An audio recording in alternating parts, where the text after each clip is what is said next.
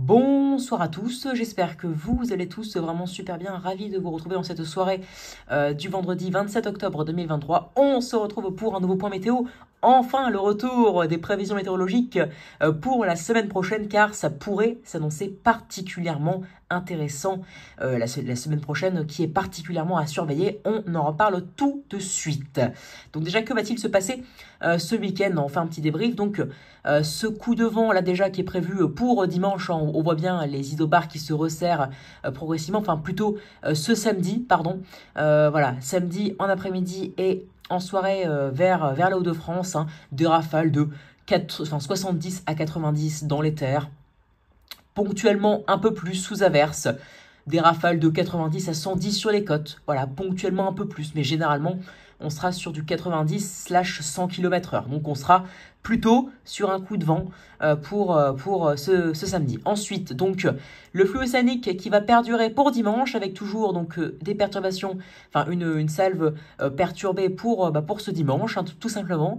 Ensuite, une nouvelle salve pour ce lundi, même si le flux dépressionnaire va s'atténuer, même si là-bas la réserve revient de plus belle, on va dire. Ensuite, donc, accalmie mardi, ce sera la seule journée sèche de cette dernière décade d'octobre. Donc, ceux qui aiment le soleil et la douceur, profitez-en. Et ensuite, attention, voilà, retour du flux dépressionnaire mercredi avec une potentielle perturbation, mais ça reste encore plutôt bénin, on va dire. C'est juste pluvieux, pas très venteux et assez standard pour la saison, ou légèrement plus doux que la normale pour ce 1er novembre. Mais ce qui arrive après, par contre, regardez, hop, une dépression, voilà, à partir de 102 heures, on le voit à 1000 hectopascales, va se creuser progressivement. Donc, c'est pour ça, regardez, alors à 102 heures, elle est à 1000 hectopascales. À 126 heures, elle est à 970 hectopascales. Elle va donc perdre, elle pourrait perdre, parce que c'est pas encore confirmé, mais elle pourrait perdre pendant sa traversée sur l'Atlantique. Alors 970 hectopascales, la 1000 hectopascales, elle pourrait perdre 30 hectopascales en l'espace de 24 heures. Ça s'appelle une bombe météorologique. Donc, si jamais cette bombe météorologique venait à toucher les terres, ce serait quelque chose d'assez exceptionnel, voire même historique. C'est ce qu'on a eu avec Lothar et Martin en 99. Donc là, pour l'instant, c'est hors de la prévision. Là, pour l'instant, on évoque les risques d'intempéries, les risques de temps très agités, si je puis dire, pour la semaine prochaine, et en particulier à partir du jeudi prochain. Mais regardez, ce que prévoit le scénario GFS, c'est des isobars très resserrés avec cette dépression à 960 hectopascales à l'approche, aux portes du pays. Regardez, ça frôlerait les côtes de la Manche avec des rafales donc qui atteindraient facilement, et avec des isobars aussi resserrés que ça. Je vous le dis, ça donne du 180, 170, 180 facile, d'office. Et donc c'est pour ça qu'on regarde par exemple les runs de certains modèles comme les ensemblisstes GEFS qui voient des synoptiques comme celle-ci avec des isobars resserrés comme ça et qui voient du 120-130 ou 140, sachez que on a une très nette sous-estimation, et la sous-estimation en général elle se résorbe quand l'échéance devient très proche. Donc faut pas prendre les prévisions au pied de la lettre, les prévisions de rafales de vent à une telle échéance. Il faut juste regarder la synoptique et regarder combien ça pourrait donner en termes de rafales de vent en pleine. Donc là pour l'instant, GFS envisage quand même une tempête sur le Royaume-Uni, donc les côtes de la Manche plutôt, et même en rentrant un peu plus dans les terres du pays, mais en tout cas le risque il est encore trop vague, donc c'est pour ça que je ne le mets même pas dans le titre. Là pour l'instant on parle de forte agitation, mais en tout cas il voit une dépression explosive, une bombe météorologique tempétueuse pour le 2 novembre, et les modèles le voient ça depuis avant-hier soir. Maintenant, donc allons voir Icon. Voilà, alors par contre après GFS, donc après le passage de la dépression, petite parenthèse, de la potentielle dépression explosive, il voit d'autres dépressions, donc voilà, une seconde avec une petite tempête pour vendredi, une autre, voilà, avec une tempête type Lothar samedi, ça donne du 150, 160 dans les terres, donc c'est vraiment énorme pour info, et il envoie une autre dimanche avec un flux très perturbé. Voilà, mais ça c'est trop loin, donc pour l'instant on se concentre jusqu'à jeudi prochain, et on va surveiller attentivement l'évolution de la dépression qui est prévue par les modèles, mais en tout cas ce qui semble sûr c'est que ces dépressions passent sur le Royaume-Uni, sur la France ou autre part. Dans tous les cas, le temps s'annonce quand même agité car a priori on ne devrait pas vraiment échapper au coup de vent à minima entre la période du 2 novembre et du 6-7 novembre. Maintenant, allons voir Icon qui est très bon pour les tempêtes, j'ai remarqué. D'ailleurs, c'était lui qui avait prévu la tempête Eunice en premier, 2-3 jours avant les autres, hein, une échéance de 6-7 jours, donc c'est assez remarquable de sa part. Et il est souvent bon pour les tempêtes, CEP c'est moins bon, GFS il est bidon, UKMO ça dépend. Mais vu que sa fiabilité dégringole depuis 2 jours, je ne le montrerai pas ce soir, même s'il est tempétueux pour l'ensemble des régions du nord-ouest. Hein. Lui, il voit une tempête assez historique pour la saison, une tartine potentielle de vigilance rouge avec son scénario, mais bon, c'est trop loin et on peut pas le prendre au sérieux. Si c'est à 3-4 jours d'échéance, ok, faudrait le prendre vraiment au sérieux. Là, pour l'instant, ça diverge de partout. Voilà, pour vous montrer que les scénarios divergent. Donc, Icon, voilà.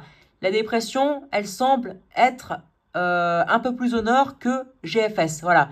Et elle est aussi beaucoup plus vaste sur Icon, voilà. Elle remonte plus au nord, plus vite, mais du coup, ça favorise une dépression beaucoup plus vaste, mais qui reste quand même, regarde, on voit bien avec les isobars resserrés, qui reste tout de même tempétueuse, hein, voilà, sur toutes les côtes de la Manche, hein, sur la Bretagne, ensuite sur la Normandie, jeudi, après-midi, et voilà, sur les Hauts-de-France et même la partie sud de l'Angleterre. Voilà, sur la Manche en fait, hein, la Manche, hein, sur la mer en particulier, mais sinon sur les côtes et même en rentrant un peu plus dans les terres, sur les côtes de la Manche et dans les terres de ces départements, c'est tempétueux sur Icon aussi. Donc ça vaut des isobars resserrés comme ça, là, ça vaut du 130-140, si ce n'est pas un petit peu plus. Et ça, voilà, des isobars resserrés comme ça vaut du 120-130. Voilà, pour info, des isobars resserrés comme ça. Donc, on peut pas nier que même si l'échéance est de 6 jours, les runs sont majoritairement tempétueux. Mais on ne peut pas prévoir une tempête à plus de 5 jours d'échéance. Donc pour l'instant, le risque tempétueux, on ne peut pas en parler. On peut parler que de possibilités à la rigueur, possibilités tempétueuses.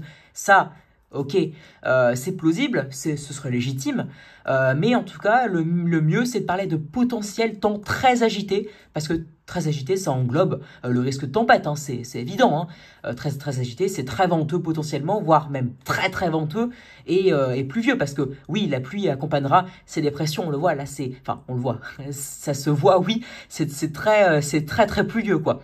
Donc ensuite, en plus, il y a une seconde dépression qui est aussi vue par Icon, en fait tous les modèles la voient, cette seconde dépression qui passerait plutôt vers le centre-ouest ou le sud-ouest, mais ça c'est trop loin.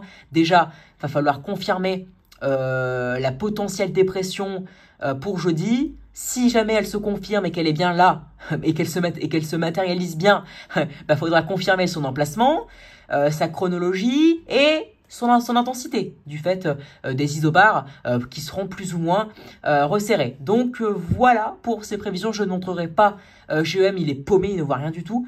Il fait partie des scénarios minoritaires, bien qu'il peut encore avoir raison, hein, même si je n'y crois pas trop à son scénario. UKMO, bon, il est bon en général pour prévoir les tempêtes, certes, hein, il est juste après Icon, en deuxième position, mais étant donné que sa fiabilité dégringole depuis 2 jours, je ne le montrerai guère. En plus, pour les rafales de vent, je n'ai bien peur qu'il surestime légèrement. Quoique, vu l'échéance, je doute qu'il y ait un modèle qui surestime. Mais bon, voilà. Son scénario, il est quand même à 6 jours d'échéance. La fiabilité baisse, donc je ne le montrerai pas ce soir. CEP, bon, il n'est pas encore sorti. Et puis CEP, il n'est pas très bon pour les tempêtes, bien que c'est mieux d'avoir son accord. Donc voilà pour Icon GFS. Donc en tout cas pour les scénarios, un récapitulatif, soit ça part comme GFS avec d'autres complexes dépressionnaires et ça remonte plus au nord plus rapidement, enfin ça remonte vers le nord plus rapidement, donc ça toucherait que les côtes de la Manche, ou alors légèrement dans les terres mais pas grand chose, avec donc un système dépressionnaire qui serait peu vaste et ensuite qui remonterait directement vers le nord, ou alors sur Icon un système dépressionnaire qui est très vaste, donc avec une seule dépression et non pas d'autres dépressions qui forment un genre de triangle. Et donc du coup ce serait beaucoup plus vaste et ça toucherait plus de régions du coup. Après ça dépend, pour toucher la France, faudrait que ce soit plus au sud. Mais oui, si c'était la même latitude que sur GFS, ça toucherait ça toucherait beaucoup plus de régions. On le voit avec les isobars. Enfin, on le voit avec ce système qui est bien vaste. Donc, soit ça remonte plus vite vers l'Angleterre avec un système dépressionnaire qui serait peu vaste, soit ça fait un scénario à l'Aicon où la tempête touche beaucoup de régions. Après, l'emplacement sera à déterminer, mais pour l'instant, on envisagerait un cœur dépressionnaire si jamais la dépression passe au centre de l'Angleterre. Ensuite, sur les autres modèles, soit la dépression n'existe pas, comme sur GEM, mais je n'y crois pas, ou soit sur le Kaimo, c'est comme sur GFS, hein, donc c'est un peu moins vaste, mais ça passe quand même, ça rentre en fait bien sur le pays, quoi. Ça rentre bien sur le pays. Alors excusez-moi, je modifie juste un truc. Hop, donc voilà, ça rentrerait bien sur le pays. C'est pour ça, bon, je vous montre pas Icon, mais ça donnerait donc de belles rafales sur une large moitié nord du pays. Voilà, entre la Charente et la Lorraine. Voilà, si on peut délimiter une zone, ce serait la zone que je vous ai citée. Donc les scénarios divergent encore, on ne sait pas encore si la dépression existera. Si elle existe, bah, faudra vraiment voir d'ici dimanche et lundi notamment, à une échéance de 3 jours où ça se confirmera si jamais elle existe, son emplacement, sa chronologie et son intensité. Et aussi son étendue géographique. Hein. Plus il est vaste, plus il y aura plus de régions qui seront concernées. Ça me semble logique. Voilà, bon. Voilà donc pour cette prévision météo, donc en tout cas un temps très agité en prévision, déjà un temps agité avec les départements sur les côtes de l'ouest ce week-end en alerte orange pour vague submersion, attention donc à ce coup de vent ce samedi et ce dimanche, la semaine prochaine attention dès jeudi un risque de temps très agité avec ces dépressions potentiellement successives qui sont pas impossibles. En tout cas, cette dépression de jeudi, on la surveille, elle est dans 6 jours, donc ce n'est pas vraiment déconnant. Ça fait 2 jours que les scénarios persistent. Icon est bon pour prévoir les tempêtes. Donc, le fait qu'il voit un scénario comme ça, à forte tempête, bah, c'est pas déconnant, bien qu'on ne peut pas parler de tempête et encore moins de fortes tempêtes prévues à cette échéance. On parle de temps très agité potentiel. Donc, c'est à suivre en plus les scénarios après ce complexe dépressionnaire potentiel. Ça envisagerait d'autres dépressions plus au sud par la suite ou plus au nord, ça dépend des scénarios, et potentiellement après à l'arrière un refroidissement beaucoup plus massif. Bon, on en reparle, temps très agité en prévision, la situation est dans tous les cas à suivre. Bonne soirée à tous. Ce qu'il faut retenir, temps potentiellement très agité après le 1er novembre, en tout cas, temps agité qui semble confirmé, après coup de vent, tempête ou pas, on n'en sait rien, mais le temps sera très agité. Et dans tous les cas, ce qui est sûr, c'est que c'est à surveiller à partir du jeudi 1er novembre. Gare en tout cas à ce coup de vent ce week-end. Voilà, en attendant le risque de forte agitation à partir du 2 novembre. Bonne soirée à tous. Merci d'avoir suivi ce point jusqu'à la fin. Si vous l'avez fait, n'hésitez pas à liker si vous avez aimé, à partager si vous voulez, et à vous abonner si vous avez aimé cette vidéo aussi. Voilà, n'hésitez pas. Et à me donner des idées pour mes futures vidéos. Excellente soirée à vous, à plus tard, ciao.